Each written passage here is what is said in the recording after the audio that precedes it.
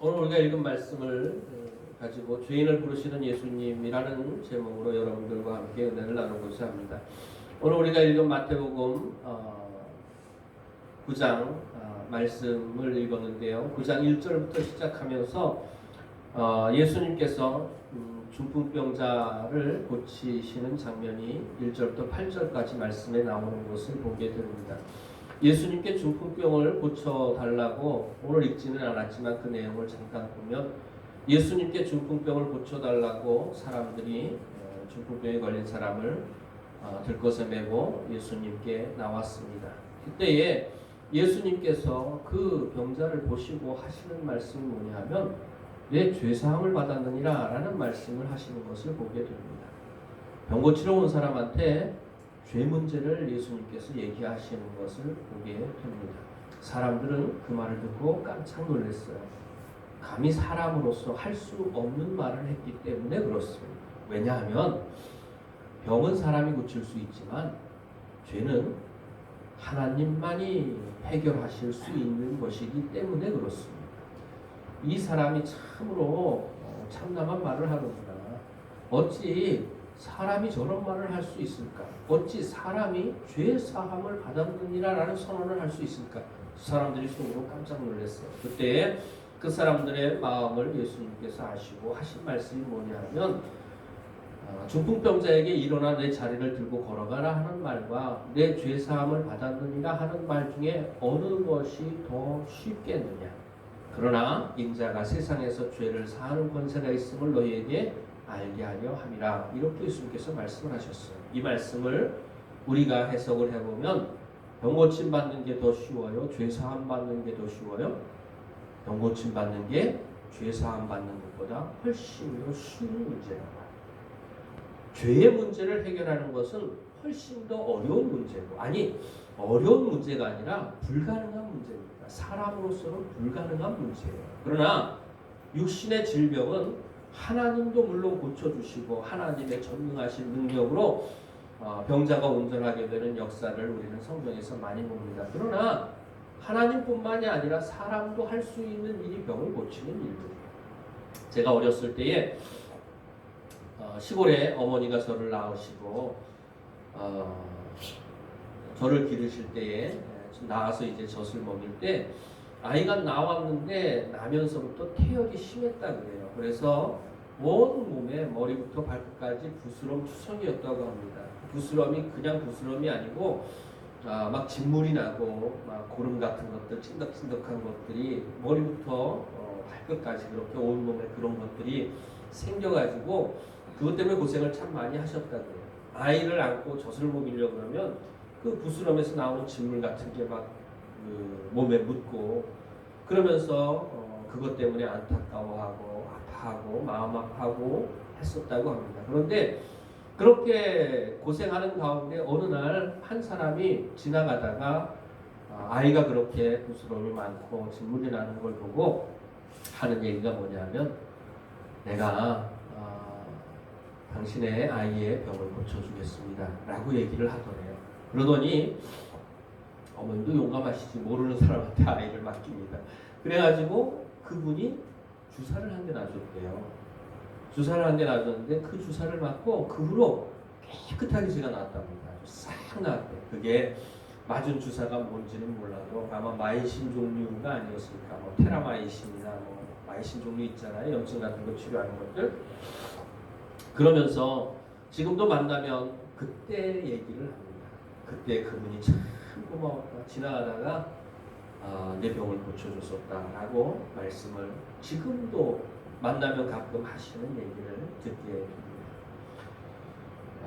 육신의 질병을 고치는 것 물론 하나님도 하지만 사람도 할 수 있는 일이에요. 그리고 진짜 하나님만이 하실 수 있는 일 바로 죄의 문제의 해결을 하실 수 있는 분은 하나님뿐이시라고 합니다. 성경에 보면은 예수님께서 육신의 문제를 해결하시고 육신의 질병들을 해결하시고 난 다음에 그 일들을 그 사건들을 영적인 문제로 이끌어 가시는 것을 보게 됩니다. 무슨 뜻이냐면 육신의 질병을 해결하실 수 있는 분이 영적인 질병까지도 해결하실 수 있는 능력이 있으신 분이라는 것을 우리들에게 알려주고 계시는 것이죠. 어떤 사람은 예수님을 위대한 선생님으로 정말로 특별한 가르침을 주는 선생님으로 예수님을 보는 사람들도 있습니다. 어떤 사람들은 예수님을 의사로서 불치의 병을 고쳐주시는 분으로 생각하는 사람들도 있습니다. 네, 오늘 우리가 읽은 말씀 9절 말씀으로 넘어와 보면 예수님께서 세리 마태를 만나는 장면이 나오는데 이 마태를 만나는 장면을 통해서 우리에게 예수님께서 어떤 분이신가를 말씀해주고 계시는데 내 영혼을 고치시는 의사라고 하는 말씀을 하고 계시는 것을 보게 됩니다. 의사가 육신의 병을 고치듯이 예수님께서도 육신의 병을 고치시지만 그것에 머무르는 분이 아니에요. 사람이 할 수 있는 일을 할 뿐만이 아니라 사람이 할 수 없는 일, 인자가 세상에서 죄를 사하는 권세를 가지고, 그게 무슨 뜻이냐면 죄 문제를 해결하실 수 있는 분이 바로 예수님이라고 하시는 분입니다.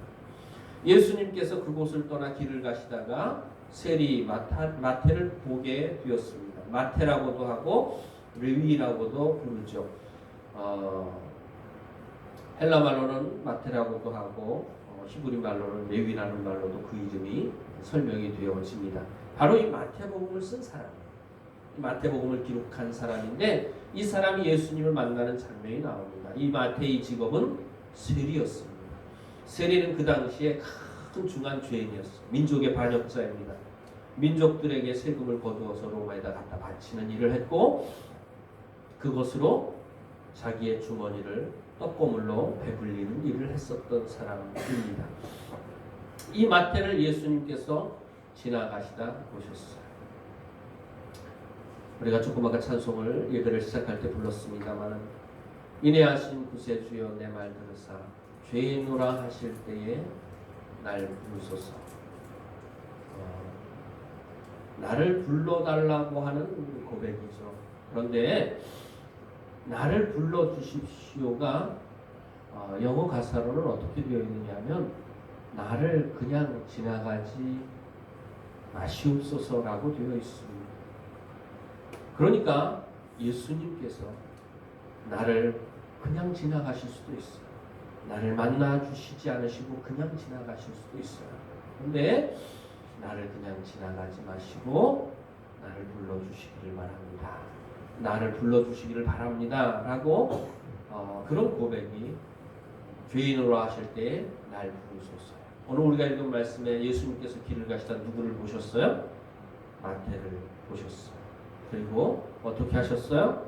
마태를 부르셨어요. 마태가 어떻게 했어요? 예수님을 따랐어요. 오늘 우리가 읽은 말씀에는 예수를 따랐다고 나오지만 다른 성경에는 누가복음에는 예수님을 따랐을 때에 이렇게 표현하고 있습니다. 그가 모든 것을 버리고 예수를 따르니라. 예수님을 따르려면 어떻게 해야 따라갈 수 있어요? 모든 것을 버려두어야만 예수님을 따라갈 수 있는 거예요. 그게 무슨 뜻이냐면 예수님께서 나를 내 인생의 근본적인 문제를 해결하실 수 있는 분이라는 사실을 우리가 알아야 될 뿐만 아니라 그 문제가, 죄 문제가 내 인생에 가장 중요하고 가장 시급한 게 해결받아야 되는 문제라고 하는 그 문제의식이 없으면 절대로 예수님을 쫓아갈 수가 없어요. 직장도 다니던 직장을 버리고 예수님을 쫓아가는 겁니다. 여러분 베드로가 예수님을 만났을 때에 배와 그물을 버려두고 예수님을 쫓아갔다고 성경에 기록하지 않습니까? 야고보와 요한도 배와 부치를 버려두고 예수님을 쫓아갔다고 말하고 있지 않습니까? 세리 마태도 예수님이 부르셨을 때에 모든 것을 버려두고 예수를 쫓았다고 말하고 있습니다. 그러니까 그게 무슨 뜻이냐면 직장보다 돈 버는 것보다 가족을 돌보는 일보다 부모를 모시는 일보다 훨씬 더 중요하고 시급하게 빨리 해결을 받아야 되는 문제가 바로 죄의 문제라고 하는 것을 우리에게 말해주고 있는 거예요. 그런 결단과 각오를 갖지 않고는 절대로 예수님을 쫓아갈 수가 없어요. 사람들이 살면서 인생에 많은 것들을 문제로 여깁니다. 여러분들 수없이 많은 문제 가운데 우리들이 살아가고 있지 않습니까? 인생 자체가 문제투성이지 않습니까? 남편도 문제고 자식도 문제고 일도 문제고 친구도 문제고 직장도 문제고 장래와 미래도 문제고 문제투성이인 인생을 살고 있어요. 그 중에 문제 중에 문제는 누구예요? 바로 나 자신이 문제 중에 문제예요.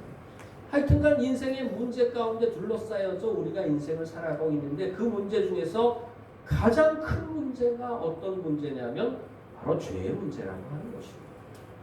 예수님께서 수고하고 무거운 짐진 자들아 다 내게로 오라 내가 너희를 쉬게 하리라 우리를 불러주시죠. 수고하고 무거운 짐을 지는 사람들을 불러주시오. 짐 중에 가장 큰 짐이 가장 중요한 짐이 어떤 짐입니까? 죄짐입니다. 죄짐을 지고서 고나거든 주 영접하고 여러분들 인생의 짐 중에 가장 무거운 짐이 죄짐입니다. 인생의 문제 중에 가장 큰 문제가 죄의 문제입니다. 하나님께서 예수님을 이 땅에 보내주셨잖아요. 많은 사람들이 하나님이 예수님을 보내주시기를 기다리고 사모했습니다. 메시아가 오시기를 기다리고 사모했습니다. 하나님께서 예수님을 이 땅에 보내주신 목적을 성경은 무엇이라고 말합니까? 아들을 낳으리니 이름을 예수라 하라. 이는 그가 자기 백성을 그들의 죄에서 구원할 자이심이라 하니라. 이는 선지자를 통하여 예수님께서 말씀하신 것을 이루게 하심이니 보라 처녀가 잉태하여 아들을 낳을 것이요 그 이름을 임마누엘이라 하리라 하셨으니 이는 하나님이 우리와 함께 계시다 합니다. 여러분들 마태복음에 나오는 말씀인데요. 한번 찾아볼까요? 마태복음 말씀입니다.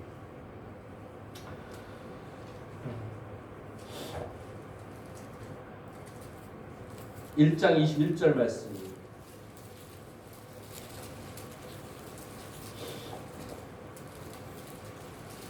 1장 21절 말씀. 마태복음 1장 21절 말씀부터 23절 말씀까지입니다. 함께 봉독합니다. 아들을 낳으리니 이름을 예수라 하라. 이는 그가 자기 백성을 그들의 죄에서 구원할 자이심이라 하니라. 이 모든 일에 된 것은 주께서 선지자로 하신 말씀을 이루려 하심이니 이르시되 보라 처녀가 잉태하여 아들을 낳을 것이요 그 이름은 임마누엘이라 하리라 하셨으니 이를 번역한즉 하나님이 우리와 함께 계시다 함이라. 자, 죄에서의 구원이 무엇과 관계 있습니까? 하나님과 함께 사느냐 못 사느냐의 문제예요. 죄 문제를 해결받느냐 받지 못하느냐. 예수님이 이 땅에 오신 목적은 죄에서 구원하기 위해 오셨어요. 근데 그건 하나님께서 선지자들을 통해서 이미 하신 말씀을 이루기 위하여 예수님을 이 땅에 보내주셨어요. 선지자들을 통하여 하신 말씀이 뭐냐 하면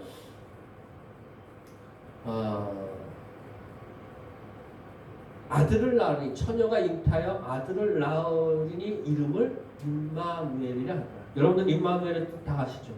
임마누엘이 무슨 뜻이에요? 하나님이 우리와 함께 계시다. 그러니까 죄 문제는 무엇과 관계가 있어요? 하나님과 함께 있을 수 있느냐 없느냐의 문제가 죄의 문제와 관련이 있는 거예요. 죄를 해결받지 못하면 하나님과 함께 할 수 있어요 없어요? 함께 할 수 없어요. 영원히 하나님과 함께 살 수 없어요. 그러나 죄 문제를 해결받으면 영원히 하나님과 임마누엘로 동행하며 살아갈 수 있다고 하는 사실입니다. 하나님과 함께 하는 것이 이 땅에서 하나님과 동행할 뿐만 아니라 하나님이 나의 삶을 돌보아 주실 뿐만 아니라 이 땅을 떠나서 영원한 천국에 들어가는 것과 관련이 있다고 하는 거예요. 그러니까 육신의 문제, 육신의 질병은 이 땅에서의 문제. 죽음과 함께 끝나는 것이 육신의 문제입니다. 육신의 질병은 죽음과 함께 끝나는 거예요. 그 문제는 죽음과 함께 끝나는 거예요. 그러나 죄 문제는 죽음으로써 끝나는 것이 아닙니다. 죽고 난 이후에까지 영향을 미치는 것이 죄를 해결함을 받느냐 못 받느냐의 문제죠. 이 생과 내 생에까지 관련이 되어 있는 것이 죄의 문제예요. 그 죄 문제를 해결하기 위하여 예수님을 하나님께서 이 땅에 보내주신 것이죠. 그래서 예수님이 이 땅에 오신 거예요. 그리고 베드로를 부르고 안드레를 부르고 야고보를 부르고 요한을 부르고 마태를 부르고 제자들을 불러주셨어요. 그때에 제자들이 모든 것을 버리고 예수님을 쫓았더라. 예수님이 만나주시는 게 은혜입니다. 불러주시는 게 은혜입니다. 나를 그냥 지나가지 않으시는 게 은혜입니다. 여러분들, 오늘도 우리가 하나님 앞에 함께 나와서 예배를 드리지만 하나님이 만나주시는 사람이 있어요.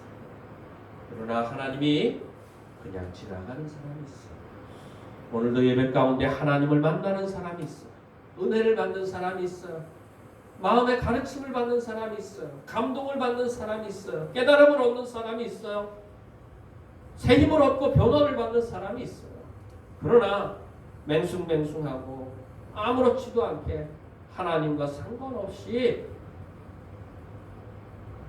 예배만 드리고 돌아가는 사람이 학교에 갑니까? 공부하러 가지 않습니까? 학교에 공부하러 가는데 학교 가가지고 잠만 자고 오는 사람이 있어요. 회사에 왜 갑니까? 일하러 가잖아요. 근데 일 안 하고 놀기만 하고 오는 사람도 있어요. 병원에 왜 갑니까?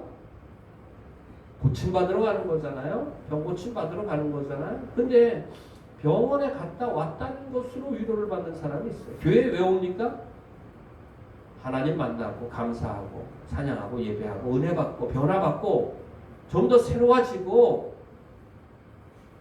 주님을 만나는 일들이 있어야 되고 변화받는 일들이 있어야 되는 거 아닙니까? 근데 예배를 드리러 교회에 와서 예배만 드리고 가는 사람이 있어요. 예배만 드리고 가는 사람은 그래도 좀 덜해요. 예전에 부모 있을 때 청년부를 맡았을 때는 청년들이 예배 시간에 시작할 때 안 오고 끝날 때쯤 와요. 끝날 때쯤 와가지고 축도만 받아요. 축도는 그래도 받고 싶은가 봐요. 축복 기도는 받고 그리고 난 다음에 예배 끝나고 나면은 다 같이 교인들이 식당에서 식사를 하잖아요. 예배도 제대로 안 드리고 밥만 먹고 가는 사람들도 있어요. 여러분들, 예수님을 확실하고 분명하게 날마다 예배 가운데서 만날 수 있는 은혜가 있기를 주의 이름으로 축원을 드립니다. 예수님께서 마태를 불러주셨어요. 부르시는 게 은혜입니다. 여러분들, 부르는 게 아무나 부르는 게 아니에요. 그리고 불러주셨을 때에 마태가 예수님을 따라갔어요. 불러도 거절하는 사람들이 많은데 오늘 이 예배당에 나온 사람은 예수님이 불러주신 사람들인 줄로 압니다. 그리고 예수님의 부름에 응답한 사람들이 여기 와서 앉아있는 줄로 압니다. 하나님의 은혜가 분명히 임할 줄로 믿습니다. 부르심을 거절하지 않는다면, 따라간다면, 혹 이번에도 다음에도 주님의 은혜가 없을지 모르지만 반드시 꼭 하나님이 약속하신 그대로 은혜를 부어주시는 역사가 있게 될 줄로 믿습니다. 하나님을 제대로 만나는 역사가 있게 될 줄로 믿습니다. 그렇게 예수님께서 마태를 부르셨고 마태가 예수님을 따랐고 마태가 예수님을 자기 집으로 모셔드렸어요. 마태의 집이 상당히 컸던 것 같아요. 수없이 많은 세리와 죄인들이 예수님과 함께 식사를 하게 되었습니다. 그때에 바리새인들이 와가지고 예수님의 제자들에게 이야기를 합니다. 너희 선생은 왜 세리들과 제자들과 함께 먹느냐? 세리와 제자들과 함께 먹느냐라는 뜻은 어울려서는 안 되는 사람과 함께 어울리느냐라는 뜻입니다.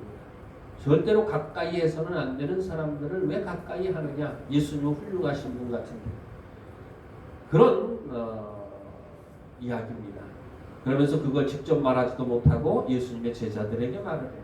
예수님께서 그 말씀을 들으시고 오늘 하신 말씀이 뭐냐 하면 건강한 자에게는 의원이 쓸데없고 병든 자에게라야 쓸데있나니 내가 의인을 부르러 온 것이 아니요 죄인을 부르러 왔노라 예수님께서 말씀하시는 것을 보게 됩니다. 우리가 찬송 불렀잖아요. 죄인오라 하실 때에 날 부르소서. 여러분들 병원에 가는 사람들이 어떤 사람들이 병원에 갑니까? 자기가 아프다고 생각하는 사람이, 문제가 있다고 생각하는 사람이, 문제가 있을지도 모른다고 생각하는 사람이 병원에 가는 거예요. 의사를 찾아가는 겁니다. 그런데 자기는 건강하다고, 아무 문제 없다고 그렇게 생각하는 사람은 절대로 병원에 안 갑니다. 문제가 있든지 문제가 있을 거라고 여겨지든지 느껴지든지 마음속에 걱정이 되어지든지 하는 사람이 병원에 가는 거 아니겠습니까? 바로 병든 사람이 의사를 찾아가는 겁니다. 의사도 수준이 참 다양하죠. 의사도, 저는 의사면 다 똑같은 의사인 줄 알았어요.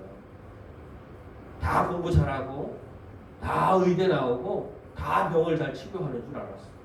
그런데 의사의 실력도 천차만별이더라고요. 어떤 사람은 병을 잘 고치지만 어떤 사람은 병을 더 중하게 하는 사람도 있고, 문제를 해결 못하는 사람도 있고, 문제를 더 중하게 만드는 사람도 있고, 병을 고치는 게 아니라 사람을 오히려 잘못 치료를 해가지고 죽이는 일까지 벌어지는 것들을 보게 됩니다. 그러니까 의사를 선택하는 것이 얼마나 중요한가, 어떤 의사를 만나느냐가 얼마나 중요한가, 참 중요한 문제입니다. 제가 예전에 있던 교회에 권사님 한 분 계신데, 그 권사님이 늘 몸이 아파가지고 이 병원 저 병원 아주 큰 병원 다 돌아다니는데 모른대요. 그런데 어떻게 해서 그 독에 있는 작은 병원을 알게 됐는데, 그 병원에 가정의학과를 나오신 분. 사람들은 알아주지도 않죠. 뭐 시골에 있는 조그만 병원의 의사니까. 그런데 그분한테 갔는데 진단을 해보더니 제가 생각할 때는 아마 배체특병인 것 같습니다 라고 얘기를 하더래요. 근데 수없이 많은 의사를 만나봤지만 그 병명을 들은 적이 없대요. 그런데 그 의사가 배체특병이라고 진단을 내리더랍니다. 그래서 이것저것 검사를 해봤더니 배체특병이 맞아요. 그리고 거기에 맞는 치료를 하기 시작을 했습니다. 그 병은 낫는 병이 아니고 평생을 가져가야 되는 병으로 알고 있어요. 그러면서 여하튼간 치료를 받아서 자기를 잘 관리하게 됩니다. 근데 자기가 어떤 병에 걸렸는지도 제대로 판단을 해주지 못하는 의사들도 수두룩하다고 하는 거예요. 성경에 보면 12해를 혈루증을 앓는 여인이 나옵니다. 12해를 혈루증을 앓았습니다. 하혈하는 병이에요. 저주받은 병이었고, 구약시대 때 성경에서는 저주받은 병이었고 불결한 병이었고 다른 사람들과 함께 자리를 할 수도 없는 병이었어요. 마치 문둥병과도 같은 저주받은 병이었습니다. 12해를 혈루증을 앓는 여인이 많은 의원에게 많은 고통을 받았습니다. 혈루증을 치료하기 위해서 12년 동안 수없이 많은 의원들을 찾아다녔어요. 그리고 그 의원들로부터 수없이 많은 고통을 받았어요. 치료의 과정이 어떠했는지 모르겠지만 수없이 많은 치료의 과정을 통해서 그 치료받는 과정이 상당히 괴롭고 힘들었던 것 같아요. 그러면서 있는 돈을 다 허비했어요.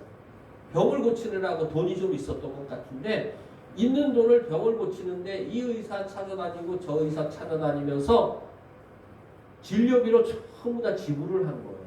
그래서 있는 재산을 다 허비하고, 그래서 재산이 없어진 게 문제가 아니라 재산을 써서라도 있는 돈을 써서라도 그 병에 차도가 있습니다. 병이 완치되는 건 고사하고 그 병에 차도라도 있었으면 좋을 텐데, 좀 더 호전되고 증상이 좋아졌으면 좋을 텐데, 이 병원 저 병원 이 의사 저 의사 찾아다니면서 치료받으면서 고통은 고통대로 당하고 돈은 돈대로 쓰고 오히려 병은 더 중해졌습니다. 더 증상은 더 나빠졌습니다. 그런 가운데에 예수의 소문을 듣게 됩니다. 그리고 수없이 많은 무리 가운데 섞여서 예수님의 손에 옷에 손을 대게 되죠. 그 사람의 마음속에 내가 예수님의 옷자락에 손만 대어도 내 병이 나을 것이다 라고 하는 믿음이 있었어요. 그 믿음을 가지고 예수님의 옷자락에 손을 대었습니다. 그때 어떤 일이 일어났느냐 하면 혈루의 근원이 마름에. 따라해 볼까요? 혈루의 근원이 마름에. 그게 뭐냐 하면 하혈을 하는 근본적인 문제가 해결이 되었다는 얘기입니다. 여러분, 병이 걸렸을 때에 병을 치료하는 방법이 두 가지예요. 한 가지 방법은 뭐냐 하면 나타나는 증상을 치료하는 거예요. 또 한 가지의 방법은 나타나는 증상의 근원을 제거하는 게 두 번째 방법입니다. 어떤 방법을 써야 되겠어요? 나타나는 증상의 근원을 치료를 해야 되는 거죠. 하혈을 하면 하혈을 하는 근본적인 문제를 해결해야 되는 거예요. 그런데 혈루의 근원이 마름에 그 여인이 깨끗이 낫는 역사가 일어났다고 성경에 기록하고 있습니다. 성경 말씀 한번 찾아보도록 하겠습니다. 마태복음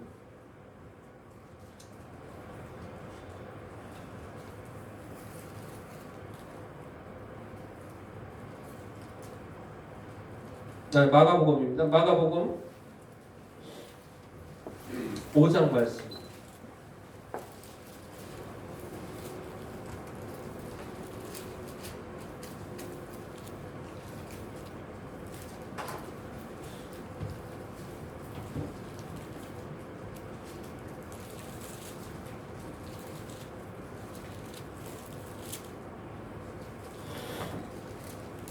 마가복음 5장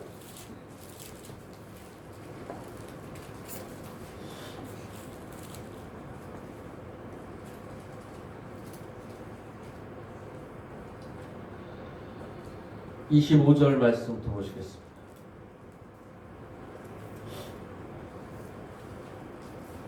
25절부터 29절 말씀까지입니다. 함께 봉독합니다. 12해를 혈루증으로 알아온 한 여자가 있어 많은 의사에게 많은 괴로움을 받았고 가진 것도 다 허비하였으되 아무 효험이 없고 도리어 더 중하여졌던 차에 예수의 소문을 듣고 무리 가운데 끼어 뒤로 와서 그의 옷에 손을 대며 이는 내가 그의 옷에만 손을 대어도 구원을 받으리라 생각합니다. 이에 그의 혈루 근원이 곧 마름에 병이 나온 줄 몸에 깨달으니라. 아멘. 예수님께서 12해를 혈루증으로 앓는 여인을 고치신 그 놀라운 기적과 같은 역사를 이 성경에 써놓은 이유가 무엇이겠습니까? 단순히 육신의 병을 고치는 분이라는 의미가 절대로 아닙니다.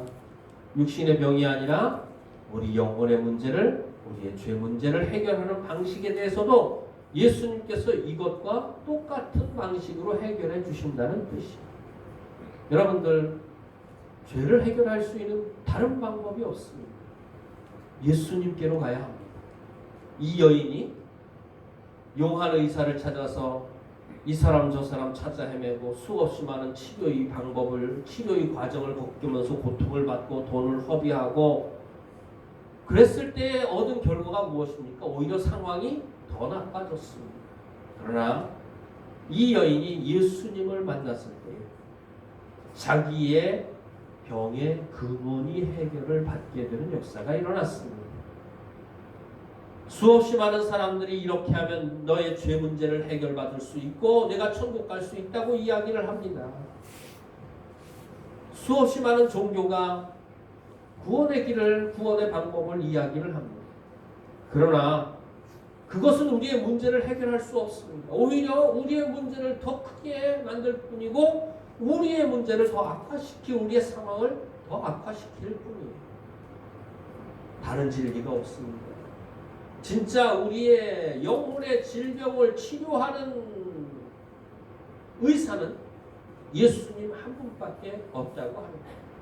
바로 예수님께서 이 땅에 오신 것이 우리의 죄의 문제를 해결하고 그 죄로 말미암아 우리가 당할 모든 결과로부터 우리를 구원하고 우리를 우리를 근본적인 인생의 문제로부터 건져주시고 구원해 주시기 위하여 이 땅에 예수님께서 오셨다고 하시는 말씀입니다. 나타나는 증상을 해결하는 게 문제가 아니에요. 여러분들 사업이 안 되면 사업을 잘 되게 하기 위해서 점쟁이를 찾아가면 사업 잘 되는 방법을 가르쳐 줍니다. 자식이 잘 안 되면 자식 잘 되는 방법을 점쟁이를 찾아가면 점쟁이가 가르쳐 줍니다. 무당이 구슬합니다. 그건 일시적인 증상을 혹 해결할 수도 있어요. 혹 증상이 좋게 호전되어질 수도 있어요. 그러나 결과적으로 보면 나중에는 더욱더 큰 문제에 빠지게 됩니다. 근본적인 문제를 해결해요. 병의 근본적인 문제를 해결해요. 인생의 근본적인 문제가 뭡니까? 죄 문제. 하나님과 함께 할 수 없는 문제가 무엇 때문입니까? 죄 문제입니다. 오직 너희의 죄가 너희와 너희 하나님 사이를 내어 우리와 우리 하나님 사이를 내고 우리와 우리 하나님 사이가 갈라지게 된 거 무엇 때문입니까? 오직 우리의 죄 때문입니다. 그렇다면 하나님과의 사이가 벌어진 것 때문에 인생에 문제가 생기기 시작합니다. 하나님과 문제가 생기면서 인생의 모든 문제가 왔습니다. 질병도 오고 가난도 오고 수고하고 땀 흘리고 애쓰고 그 모든 것도 또 헛된 대로 돌아가고 내가 땀이 흘러야 식물을 먹을 수 있을 것이다. 땅이 너희에게 가시덤불과 엉겅퀴를 낼 것이다. 너희를 아이를 낳고 수고하는 고통을 더할 것이다. 여러분 인생이 참 땀 흘리고 수고하는 문제들로 가득 차 있지 않습니까?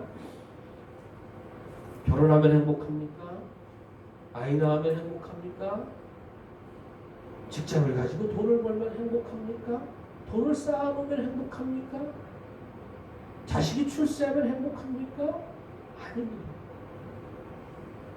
일시적인 기쁨이 혹 인생 가운데 있을지 모르지만 그것이 우리를 영원히 행복하게 해줄 수 없습니다. 우리가 영원히 불행하게 된 것은 하나님과 나 사이에 문제가 생겼기 때문입니다. 그 문제를 일으킨 건 우리의 죄입니다. 그렇다면 인생의 근본적인 문제는 죄 문제입니다. 그 문제만 해결되면 하나님과 우리 사이가 회복되는 거예요. 그러면 인생에 잃어버렸던 행복을 회복하게 되는 줄로 믿습니다. 그게 바로 예수님께서 이 땅에 오신 목적이에요. 우리를 죄로부터 구원해 주시면 우리의 죄 문제가 해결받으면 인생의 근본적인 문제가 해결받으면 하나님이 우리와 함께 하시고 임마누엘이라 하리라. 이는 하나님이 우리와 함께 계시다. 하나님이 나와 함께 계시고 하나님이 나와 함께 계시면 하나님이 내 인생을 책임져 주시고 하나님께로부터 영육간의 모든 필요한 것들로 공급받는 것. 여호와는 나의 목자시니 내게 부족함이 있어요? 없어요? 내게 부족함이 없어요. 내게 부족함이 있는 문제가 그럼 이유가 뭡니까?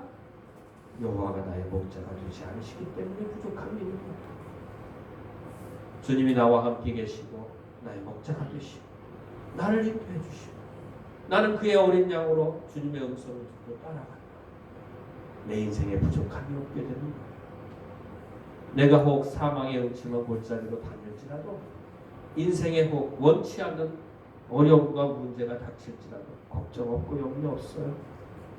주의 지팡이와 막대기가 나를 안위해 주시는 주님께서 나를 보호해 주시는 여호와께서 내 편이 되시는데 나를 눈동자같이 지켜주시는데 내가 걱정할 게 뭐가 있어? 염려할 게 뭐가 있어요? 혹 인생에 감당할 수 없는 문제로 인하여 혹 죽음에 이른다 할지라도 죽음도 두려워하지 않아요. 왜냐하면 이 땅에 살아있으나 죽어있으나 주님과 함께하는 건 변하지 않기 때문이고 인생의 진정한 행복은 주님과 함께하는 데로부터 오기 때문에 그렇다고 하는 거예요. 그러니까 죽음도 두려워하지 않게 되는 일들이 있게 되는 겁니다. 너희 선생은 세리와 죄인들과 어째 함께 잡수시느냐 할 때에 예수님께서 그 말씀을 들으시고 오늘 말씀으로 다시 돌아가 보면 9장 말씀으로 돌아가 보면 건강한 자에게는 의원이 쓸데가 없고 병든 자에게라야 쓸데 있느니라. 너희는 가서 내가 긍휼을 원하고 제사를 원하지 아니하노라 하신 뜻이 무엇인지 배우라. 나는 의인을 부르러 온 것이 아니요 죄인을 부르러 왔노라. 여러분들, 내가 긍휼을 원하고 제사를 원하지 아니하노라 하신 뜻이 무엇인지 배우라. 이 말씀은 호세아서에 나오는 말씀입니다. 호세아서에 나오는 말씀인데 호세아가 고멜과 결혼을 했습니다. 결혼을 했는데 고멜이 호세아를 사랑했어요? 사랑하지 않았어요? 사랑하지 않았어요. 다른 남자들을 쫓아다녔어요. 여러분들, 결혼하면 사랑해야 되는데 결혼하고도 사랑하지 않는 것, 그것이 문제죠. 우리가 하나님의 자녀 되었으면 하나님을 사랑해야 되는데 하나님을 사랑하는 마음이 없는 이스라엘 백성들을 호세아 선지자를 통해서, 고멜을 통해서 하나님께서는 우리의 문제가 이스라엘 백성들의 문제를 깨닫게 해주시는 거예요. 너희가 나의 자녀가 되었음에도 불구하고 왜 나를 사랑하는 마음을 잃어버렸느냐. 그들이 제사를 안 드린 게 아닙니다. 제사는 열심히 드렸어요. 하나님 앞에 나와 제사는 열심히 드렸는데 사랑하는 마음이 없어요. 제사가 중요해요? 사랑하는 마음이 중요해요? 사랑하는 마음이 훨씬 더 중요하죠. 그게 내가 인애를 원하고 제사를 원치 아니하노라 하신 말의 의미입니다. 제사만 열심히 드리면 하나님이 기뻐하시는 게 아니에요. 하나님을 사랑하는 마음이 있어야 하나님이 기뻐하시는 거예요. 예배만 열심히 드리면 하나님이 기뻐하는 게 아니에요. 사랑하는 마음을 가지고 나와 드려야죠. 정말로 하나님을 사랑하는 마음으로.